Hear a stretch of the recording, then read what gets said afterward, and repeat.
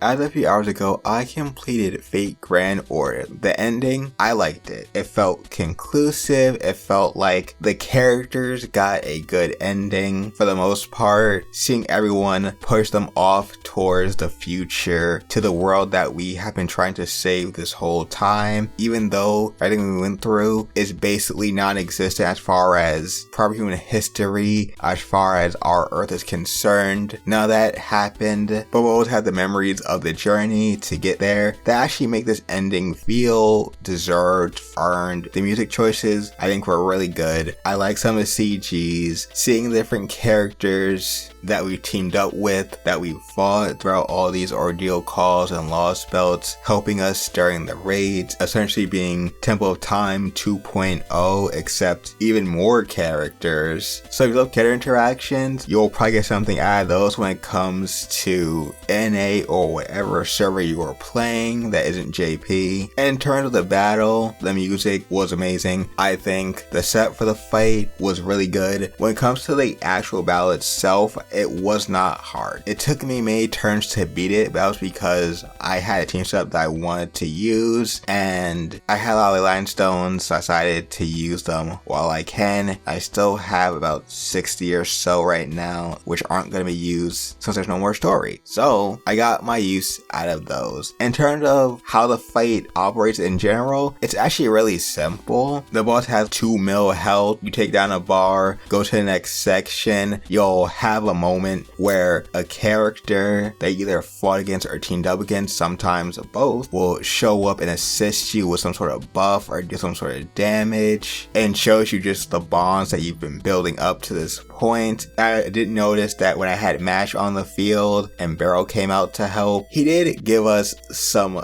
buffs, but Mash got poisoned, so I guess that shows how his love is kind of toxic, I guess. So even when he's helping us, it still has that negative aspect to it, which I guess is good storytelling in terms of the character writing, putting that into gameplay. And the boss itself being able to switch its classes, meaning there's not really one comp that really is going to work in specific. So just choose who you want to choose, have a good single target, be aware of the icons showing what the class advantages, disadvantages are, so you can choose your cards properly. I know I didn't do that at first, I didn't notice, but I got it later on, which would have made, things easier for me. But overall, it made the fight longer. I got some more time with it. It was enjoyable. In terms of talking about it from a more story perspective, that will probably have to be for later. Also, I do have some recordings, but those recordings, we're not supposed to show those at the very least just yet. So whenever that happens, maybe I'll consider doing a more in-depth video on that in the future. But